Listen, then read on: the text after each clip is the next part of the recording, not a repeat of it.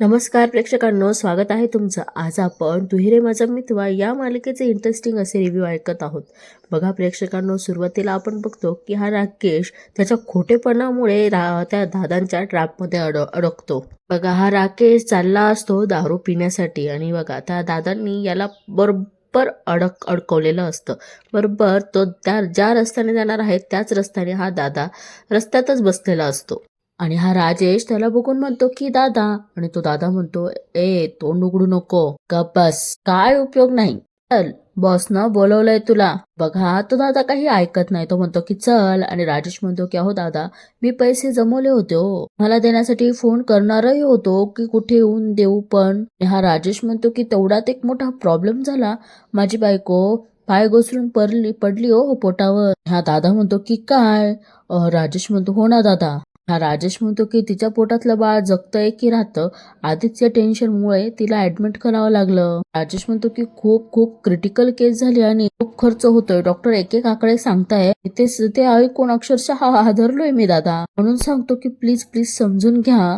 देव देव परीक्षा घेतो हो माझी दादा. तो दादा बघा किती हुशार आहे, तो म्हणतो कुठल्या हॉस्पिटलमध्ये आहे. आणि हा राजेश पण बघा त्याच्यावर चढा आणि म्हणतो की सिटी हॉस्पिटलमध्ये, हवं तर तुम्ही तुमच्या एका माणसाला पाठवून खात्री खात्री करून घ्या. खरंच सांगतोय दादा, पण खरंच समजून घ्या, खूप टेन्शन मध्ये आहेत मी. आपलं बाळ या जगात यायच्या आधीच. हा राजेश गयावया करतो, रडतो आणि म्हणतो की दादा, तुम्हाला पण मूळ बाळ असेलच ना, या न झालेल्या बापाचं काळीच तुम्हाला नाही तर कोणाला कळणार आहे दादा. राजेश म्हणतो की हात हात जोडतो मी तुमच्या पुढं, मला आणखी प्लीज थोडी मुदत वाढवून द्या, प्लीज प्लीज, सगळे पैसे क्लिअर करतो मी तुमचे. हा प्रेक्षकांनो, इकडे त्या दादाने मागे वळून त्याच्या माणसाला काहीतरी विचारलेलं असतं आणि ते काय विचारलं असतं हे प्रेक्षकांना आपल्याही लक्षात आलेलं नाही. आणि परत तो त्या राजेश समोर येऊन उभा राहतो. हा दादा म्हणतो की त्याला म्हणतो, अरे घाबरू नको, मी पण एक बाप आहे, मी समजू शकतो, माफ कर मला. आणि हा राजेश म्हणतो की सॉरी सॉरी. बघा, बनवण म्हणतो की दात्या, म्हणजे 56 लोकांना रोज शेंड्या लावतो मी, त्यात PhD माझी, समजलं. बघा, आता आपण बघतो की अर्णव आता ऑफिसला आलेला असतो आणि तो केबिन मध्ये काहीतरी काम करत असतो. तेवढ्यात एक तिथून पिऊन येतो आणि म्हणतो की सर, आत येऊ का? अर्णव म्हणतो ये ना. तो पिऊन म्हणतो की सर कॉफी. आणि अर्णव म्हणतो की ठेव. आणि तो इतक्या जोरात कॉफी ठेवतो म्हणून अर्णव त्याच्याकडे बघतो, म्हणणार व्हॉट ती ईश्वरी असते. आणि अर्णव म्हणतो की मी सिंदर पिऊन. ईश्वरी म्हणते की वा वा वा सर, बढिया, मस्त आणलं तुम्हाला. अर्णव म्हणतो की म्हणजे ईश्वरी म्हणते, तुमच्या मनातलं प्रेम पोटांवर आलं, खूप मोठा प्रॉब्लेम होईल, पण सरळ ऑफिसला निघून आलात, मस्त हो, एकदम मस्त. अर्णव थोडा हे होतो आणि म्हणतो की हे कोणी सांगितलं तुला? ईश्वरी पार त्याच्या अंगावर धावून जाते आणि म्हणते की कोणी सांगायला कशाला हवं, मला कळतं ना, तेवढं समजतं मला. ती म्हणते की किती दिवस या गोष्टींपासून पळत राहणार आहात हो? हा बोला ना. ईश्वरी म्हणते की एवढे मोठे बिझनेसमन विदेशातल्या लोकांशी बोलतात, मोठे मोठे डील्स करतात, इंटरव्ह्यूज देतात, सेमिनार मध्ये बोलतात, पण आपल्या स्वतःच्याच बायको समोर मनातलं प्रेम व्यक्त करण्याची वेळ आली, तुमची बोलती बंद कशी काय होते हो? ईश्वरी खूप चिडते आणि म्हणते की आपटून आपटून बोला ना. अर्णव म्हणतो की होतं असं कधी कधी. ईश्वरी म्हणते की पण का सर? इकडे अर्णव खुर्चीचं तोंड इकडं करून घेतो आणि म्हणतो माहिती नाही, पण मी बोलू काय?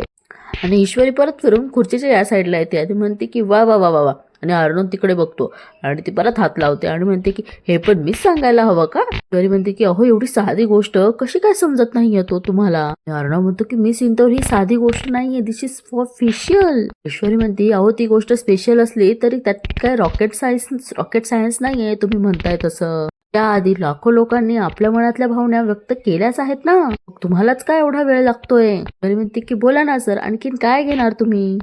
बोला ना सर, आणखीन काय घेणार आहात तुम्ही? आणखीन काय घेणार आहात तुम्ही? प्रेक्षकांनो, इकडे अर्णव स्वप्न बघत असतो आणि तो पिऊन बिचारा तिथे उभाच असतो आणि म्हणतो की सर, आणखीन काही आणू का? तेवढ्यात हा अर्णव म्हणतो की अरे थांब. त्याच्याकडे बघतो तर काय, तो खरंच पिऊन असतो आणि ईश्वरी नसते.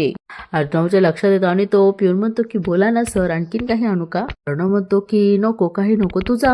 अर्णव पुढे येऊन म्हणतो की मिस इंदौर, मला भास होतोय. आणि तेवढ्यात तिथे त्यांचा स्टाफ मधले एक येते आणि म्हणते की मी कम इन सर. अर्णव म्हणतो की या कम इन. ती म्हणते की सर फाईल. आणि अर्णव बघा आता तिच्यामध्ये सुद्धा मिस इंदौर दिसायला लागते. ती म्हणते की अर्णव म्हणतो की मिस इंदौर तू? आणि ती म्हणते घ्या ना, घ्या घ्या फाईल, चालू द्या तुमचं काम. ईश्वरी म्हणते की प्रत्येक प्रेझेंटेशन वर आपलं मत सांगा, प्रत्येक डिझाईन बद्दल बोला, तुमच्या मनातले विचार ना अगदी मन मोकळ्यापणाने मांडा. फक्त एक गोष्ट सोडून बायकोवरचं प्रेम ते मनातच राहू द्या, कडक कुलूप लावून अगदी बंद करून टाका. आणि इकडे अर्णव, त्याला असं वाटतं खरंच ईश्वरी आलेली आहे. आणि ईश्वरी म्हणते की कुणाला तुमच्या मनातलं कळता कामा नये. अर्णव म्हणतो की मिस इंदौर हे काय काय चाललंय काय तुझं? ईश्वरी चिडताना म्हणते की माझं काय चाललंय? काय करताय सर? मला इतकी साधी गोष्ट कशी काय कळत नाहीये तो? रेकॉर्ड ब्रेक खूप वेळ दिलाय तो मी तुम्हाला, एवढा वेळ कुणीही नाही घेत. तुमच्या जागी दुसरं कोणी असतं ना तर दुसऱ्यांदा पहिल्यांदा प्रपोज करून दुसऱ्यांदा लग्न केलं असतं माझ्याशी. आणि ईश्वरी म्हणते की तुमची गाडी त्या स्टेशनवर थांबलीये, पुढे जात का नाहीये? ईश्वरी म्हणते दोघांचं प्रेम असतं ना तरी मुलांनी पुढाकार घ्यायचा असतो, एवढी साधी गोष्ट कळत नाहीयेत का सर? म्हणते की तुम्हाला सगळं कळतं, बिझनेस कळतो, प्रॉफिट कळतो, लॉस कळतो, देशाचं काय ते इकॉनॉमिक कंडिशन कळते, पण मुलीच्या मनातली भावना बिलकुल कळत नाही. परेशान झाली हो सर मी. बोला ना, द्या उत्तर. बघा इकडे अर्णव एकदम शांत असतो आणि ईश्वरी म्हणते की सर बोलत का नाही आहात तुम्ही, का एवढे शांत आहात? बघा आता त्या मुलीचा ओरिजिनल व्हॉइस आपण ऐकतो आणि ती मुलगी ओरिजिनल आहे हे पण आपण बघतो. आणि ती म्हणते की बोला ना सर, काय झालं? तेवढ्यात अर्णव आता तिच्याकडे बघतो. ती मुलगी म्हणते तुम्ही बोलत का नाही आहात? ती म्हणते की एनी प्रॉब्लेम? तो म्हणतो की काही नाही, यू कॅन गो प्लीज. ती मुलगी गेल्यानंतर अर्णव म्हणतो की व्हॉट्स रॉंग विथ मी, मला सगळीकडे मिस इंदौर का दिसतीये? बघा आपण परत बघतो की त्याला परत ईश्वरीचा आवाज येतो आणि ईश्वरी स्वतः दिसते आणि ती म्हणते की मिस्टर अर्णव, राजेश शिर्के. अर्णव म्हणतो की मिस इंदौर आणि क्यू मध्ये? आणि ती म्हणते की सर इतकं कठोर कोणी असतं का हो? कोणी? इट्स जस्ट बियॉन्ड मी, हद्द झाली हो आता. ईश्वरी म्हणते की मी तुम्हाला ओपनली सांगते की तुमच्या मनातलं प्रेम व्यक्त करून टाका.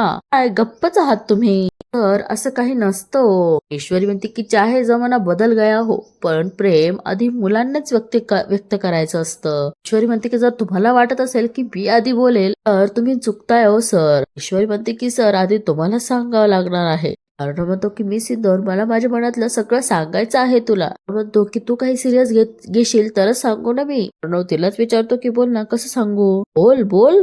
बघा प्रेक्षकांनो, आपण बघतो की आकाश तेवढ्यात तिथे येतो आणि अर्णव मॅनिक्यूशी बोलत असतो आणि अर्णव म्हणतो की अरे ही बघ ना. आणि अर्णव ते बघतो तर काय ते मॅनिक्यू असतं आणि तिथं काय ईश्वरी वगैरे कोणी नसतं.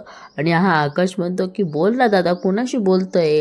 अर्णव म्हणतो की व्हॉट? का प्रेक्षकांना आता इकडे या राजेशने जे नाटक केलेलं असतं ना, बहुतेक तो दादा त्या नाटकावर पिघळलेला असतो आणि सेंटीही झालेला असतो. म्हणून राजेश म्हणतो की चला, हा दादा सेंटी झालेला दिसतोय, आता मुदत वाढवून देईल आपल्याला. का प्रेक्षकांना असं बोलल्यानंतर त्या दादाने दिवशी त्याच्या कानाखाली वाजवलेली असते. त्याच्याकडे बघा किती संतापाने बघतो आहे तो, आणि तो राजेश सुद्धा त्याच्याकडे बघा कसं बघतोय.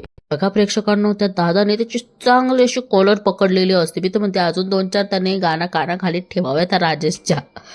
असो. आणि इकडे तो राजेश म्हणतो की मला काय मूर्ख समजतोय? म्हणतो की काय सारख्या खोट्या स्टोऱ्या सांगून खोट्या करतो की माझा टाइम? दादा म्हणतो की मी इथे दान धर्म करायला नाही बसलो, समजलंस का? बघा प्रेक्षकांनो, इकडे दादा म्हणतो की तुला फक्त एकच पडलीये, पण तुझ्यामुळे माझ्या बॉसने मला, आणि त्याचं ते गाल पकडतो आणि तो दादा म्हणतो तर त्याला अजून संताप होतो. दादा म्हणतो की ए तोंड बंद कर. आणि दादा म्हणतो की आता मी नाही, माझा बॉस येऊन तुझा हिशोब करेल, कळलं काय? आणि त्याची कॉलर सोडून देतो आणि त्याला मोकळा करतो. आणि बघा प्रेक्षकांनो, इकडे तो राजेश घाबरलेला आपल्याला दिसतो आहे, पण तो किती चालाक आहे हे तर आपल्याला माहिती आहे. बघा आता इकडे या दादाने त्याच्या बॉसला फोन केलेला असतो आणि म्हणतो की शोधला आहे त्याला.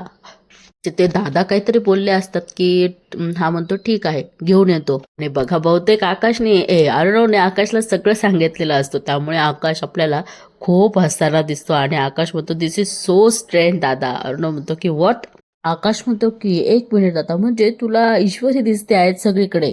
आकाश म्हणतो की असून दिस इज सो अनबिलिव्हेबल दादा. आणि इकडे अर्णव थोडा इरिटेट होतो आणि म्हणतो की stop it please Akash please stop it. बघा प्रेक्षकांना, आकाश म्हणतो हॅलो, मगाशी मी आलो म्हणून भांडार आणलं तुला, नाहीतर तूही मला ईश्वरी समजला असता. अर्णव म्हणतो की I know, I was just confuse, मला काहीच कळत नाहीये. आकाश म्हणतो की यात एवढं कन्फ्युज होण्यासारखं काय आहे. आकाश म्हणतो की सिंपल, जिच्यावर आपलं प्रेम असतं तीच आपल्याला कधी काळी दिसते आणि तुझ्या मनात तीच आहेत म्हणून असं होतंय. इकडे अर्णव म्हणतो मला कळतच नाहीये काय करू मी ते. आकाश म्हणतो अरे त्यात विचार करण्यासारखं काय आहे. म्हणतो की see I am telling you. Akash म्हणतो की तू तिला प्रपोज करून टाक. अर्णव म्हणतो की आकाश म्हणतो की लोक आधी प्रपोज करतात मग लग्न करतात. तू आधी लग्न केलंय आता प्रपोज कर, नॉट अ बिग डील. आकाश म्हणतो की सी आत्ती तू तिला छान प्रकारे असं रोमॅन्टिक पद्धतीने प्रपोज कर. आणि अर्णव म्हणतो की no no no it's not easy easy. Akash म्हणतो की वॉट का का का का इझी नाहीये. आकाश म्हणतो कुठली कुठली आणि कसली कसली भीती आहे तुझ्या मनात. आणि आकाश म्हणतो की रिजेक्शनचीच ना. हे आकाश अर्णवला पण हेच असतं की तिने जर रिजेक्ट केलं तर मला. आणि अर्णव म्हणतो की आकाश म्हणतो की तुझ्यासाठी जर तिच्या मनात प्रेम असेल तर मग काय हरकत आहे. म्हणतो की मी तुला सांगतोय की तुझ्या मनातलं तू तिला सांगून टाक, बिनधास्त सांग. आणि आकाश म्हणतो की 50% चान्सेस आहे जे तुझ्या मनात आहे ते तिच्या मनातही असेल. आकाश म्हणतो की व्हॉट से. आकाश इकडे अर्णव विचार करायला लागतो आणि आकाश म्हणतो ओके ओके पण यात एक रिस्क आहे. I just not taking a risk at all biggest risk just propose to her. हा मनातलं वहिनींना सांगून टाक. कमॉन दादा come on can do it. Arnav म्हणतो की लगेच घरी जातो आणि मिस इंदोरला सगळं सांगूनच टाकतो that I love her. Arnav बघा किती झटकेपट उठून केलेला आहे तिथनं आणि म्हणतो की मी आलोच. आणि आकाश त्याची मजा घेत असतो आणि म्हणते की ऑल द बेस्ट दादा. इकडे आकाश अर्णव गेल्यानंतर म्हणतो की मी कधी सांगणार नम्रताला करस. आणि बघतो आपण की इकडे अर्णव हा घरी जाण्यासाठी गाडी जवळ आलेला असतो. अर्णव म्हणतो की वेट वेट वेट मी सिंदूरला सगळं सांगायचं ठरवलं आहेत मी, पण बोलणार काय आहे. आणि मी जर बोलायला सुरुवात केली तर मी सिंदूर माझं ऐकून घेते का कधी. अर्णव म्हणतो की नाही पण बोलायला तर पाहिजेच. म्हणतो की आज काही झालं तरी मी सगळं सांगून टाकणार आहेत तिला. अर्णव म्हणतो की येस पण काय. अर्णव म्हणतो की आय मस्ट प्रॅक्टिस. बघा आता इकडे अर्णव प्रॅक्टिस करण्यासाठी पुढे येतो आणि म्हणतो की या आणि कोट वगैरे सगळं असं नीट करतो आणि म्हणतो की miss Sindoor I love you. Arnav स्वतःच म्हणतो की नो नो ही खूप सिंपल आहेत, खूप खूप नॉर्मल आहेत, काहीतरी वेगळं केलं पाहिजे. स्वतःच्याच मनाशी बडबड करत असतो आणि म्हणतो की काय करू. परत अर्णव काहीतरी विचार करतो आणि परत रेडी होतो आणि ब्लेझर वगैरे नीट करतो. मस्त हात असं त्या ब्लेझरवर ठेवतो आणि अर्णव म्हणतो की मी सिंदूर मला ना खूप आवडतेस तू. मी खूप आधीच तुझ्या प्रेमात पडलो होतो आजपर्यंत. आणि स्वतःच म्हणतो की किती बोरिंग साऊंड करतंय. अर्णव म्हणतो की काहीतरी वेगळा विचार केला पाहिजे हो की नाही प्रेक्षकांनो. एवढा मोठा ए असा असं तिच्या भाषेत आपण म्हणतो आणि एवढं सिंपल पद्धतीने ईश्वरीला प्रपोज करणार हे शोभत नाही ना प्रेक्षकांनो. असो आपण बघू आता पुढे अर्णव काय काय प्रयत्न करतो ते ईश्वरीला प्रपोज करण्यासाठी. बघा प्रेक्षकांनो आता अर्णव विचार करत आता तो स्वतः परत गाडीमध्ये बसलेला असतो. आता माहित नाही तो घरी जातोय का कुठे सरप्राईज देण्यासाठी म्हणजे प्लॅन करण्यासाठी जातो आहे.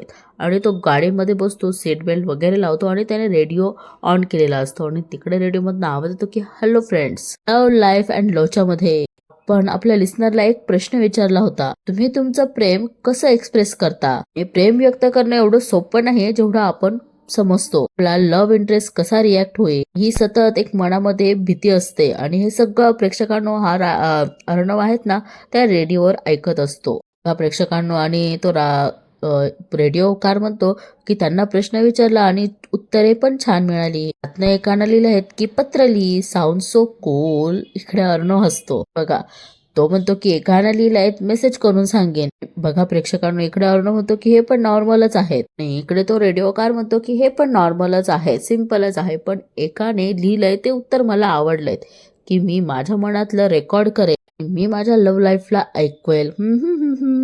तो म्हणतो की हे थोडं वेगळं आय लाईक इट. इकडे अर्णव म्हणतो की या मी टू.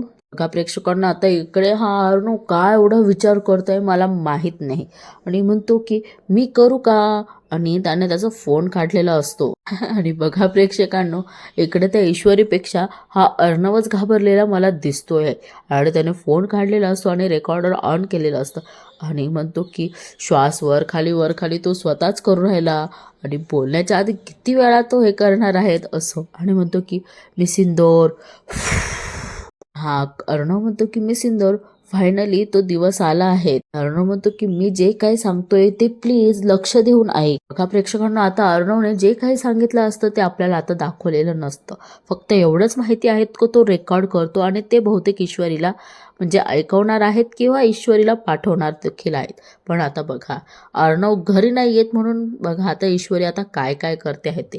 आणि बघा ती ईश्वरी ते डायनिंग टेबलचे जे प्लेट्स आहेत ना ते सगळे एका रुमालाने साफ करत असते. ईश्वरी ते साफ करता करता म्हणते की एवढं सगळं काय करते, पण यांच्या डोक्यात काही शिरेल तर ना, कळतच नाहीये त्यांना. बाकी सगळ्या गोष्टी कळतात पण हेच गोष्ट कशी कळत नाही. आणि बघा प्रेक्षकांना, तेवढ्यात अंजली तिथे येते आणि म्हणते की काय गो, आणि हे सगळं तू का करतेय? अंजली म्हणते की अनिता ताई आहेत ना. आणि इकडे ईश्वरी म्हणते की नाही, ते बसून बसून बोर होत होतं, म्हटलं कामात जरा बिझी असलेलं बरं. आणि अंजली म्हणते की आज चिंटू नाही येत ना घरात म्हणून बोर होतंय.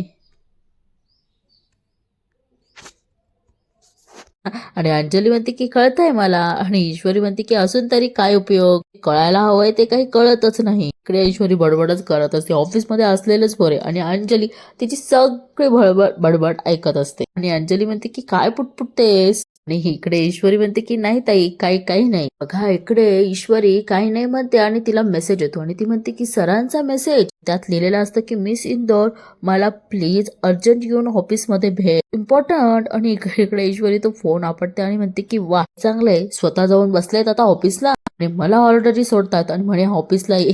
आणि हे सगळं अंजली ऐकत असते. आणि ईश्वरी म्हणते की एवढंच जर जरुरी काम आहे तर मला फोन करायचात ना, फोनवर बोलायची इच्छा नाहीये. अंजली परत पुढे जाऊन हिची बडबड ऐकून परत मागे येते आणि म्हणते की काय ग, एवढी काय चिडलीये. इकडे ईश्वरी म्हणते की ताई बघा ना तुमचा चिंटू कसा वागतोय ते माझ्याशी. ईश्वरी म्हणते की आता मला मेसेज करून आदेश दिला आहेत की ताबडतोब ऑफिसमध्ये हजर राहायचं म्हणून. आणि ईश्वरी म्हणते मी काय सेक्रेटरी का, आता बायको आहेत ना त्यांची. एवढंच जर का होतं तर फोन करायचा, आता फोनवर बोलायची सुद्धा इच्छा नाहीये. होते अगं काहीतरी काम असेल. ईश्वरी म्हणते मग काय, मी माझी इम्पॉर्टंट कामं सोडून द्यायचीत का. अंजली म्हणते की तू तुला बोलवतोयत ना ऑफिसला, मग जा. तो तुला सॉरी म्हणायला बोलवत असेल किंवा काहीतरी सरप्राईज प्लॅन केला असेल म्हणून बोलवत असेल. ईश्वरी म्हणते की तुम्ही त्यांच्या ताई म्हटल्यावर त्यांचीच बाजू घेणार ना. आणि अंजली म्हणते की इकडे ये आणि तिच्या गळ्यात म्हणजे तिला भेट देते आणि म्हणते की मी तुझी पण ताई येत गो, जा. ताई म्हणतात की तुमच्यात भांडणं होऊ नये म्हणून बोलते. ईश्वरी म्हणते की म्हणून काय झालं, फोनवर सांगायचं ना, मेसेज कशाला करायचा. अंजली म्हणते अगं मेसेज तर केलायत की नाही, जा जा जा. ईश्वरी म्हणते की बरं जाते, आवरून जाते. बघा प्रेक्षकांना, तेवढ्यात मामी तिथे येते आणि म्हणते की जावई बापूंना फोन लागला का, निदान तो बॉक्स सापडला की नाही ते तरी कळेल. इकडे अंजली त्यांना फोन लावत असते. इकडे ही अंजलीने फोन लावलेला असतो तर तो त्या राकेशचा फोन स्विच ऑफ असतो आणि ती म्हणते की फोन तर बंद येतोय यांचा. आम्ही म्हणतात की अरे देवा, फोन बंद येतोय, अगं परत एकदा ट्राय करून बघ ना. अंजली म्हणते अगं फोन बंदच आहे तर काय करणार. अंजली म्हणते तू काळजी नको करू, मी यांना सांगितलं आहेत ना तुझा बॉक्स शोधायला, नक्की शोधतील आणि सापडवूनही आणतील, पडला की कळवतील आणि मी तुला लगेच कळवते. हा, आम्ही म्हणतात हो नक्की कळव. हा, अंजली तिथनं निघून जाते. म्हणते की डोंट वरी वल्लरी, काही करू तो बॉक्स मिळालाच पाहिजे, माझं भवितव्य अवलंबून आहे त्यावर. बघा प्रेक्षकांना, आपण बघतो की ईश्वरी ही आता अर्णवच्या ऑफिसमध्ये पोहोचलेली असते आणि त्याच्या केबिन मध्ये जाते आणि म्हणते की इथे एवढा अंधार का आहे, आणि तर कॉन्फरन्स रूम मध्येच यायला सांगितलं होतं. बघा प्रेक्षकांना, ती मध्ये येते आणि लाईट लागतो आणि तिला अंजलीचं बोलणं आठवतं. ती म्हणते की तो तुला एवढं बोलवतोय ना ऑफिसला, तर काहीतरी सरप्राईज असेल, त्याला तुला सॉरी म्हणायचं असेल, तर काहीतरी सरप्राईज प्लॅन केला असेल. हा प्रेक्षकांनो, तिला एक चिठ्ठी सापडते, त्याच्यावर लिहिलेलं असतं की miss Indore please speaker on कर. आणि बघा तिने स्पीकर ऑन केलेलं तर इथेच या मालिकेचा एपिसोड संपतो. आणि बघा प्रेक्षकांना, आता पुढील भागामध्ये काय दाखवले. आणि अर्णवने बघा जे बोलायचं ते आधी बोलावत ना, आणि त्यामध्ये लिहिलेलं असतं की स्पीकर ती ऑन करते आणि त्याच्यामध्ये त्याने बोललेलं असतं मिस इंदोर, मला तुला काहीतरी सांगायचे. तसं तर आपण दोघं खूप वेगळे आहोत आणि ते थोडंसं त्याने काहीतरी सुरुवातीलाच, आणि आपण जे काही जास्त लग्न वगैरे झालंय ते असं काहीतरी त्याने बोललेलं असतं. आणि बघा प्रेक्षकांना, ईश्वरी खूप चिडते ते ऐकून.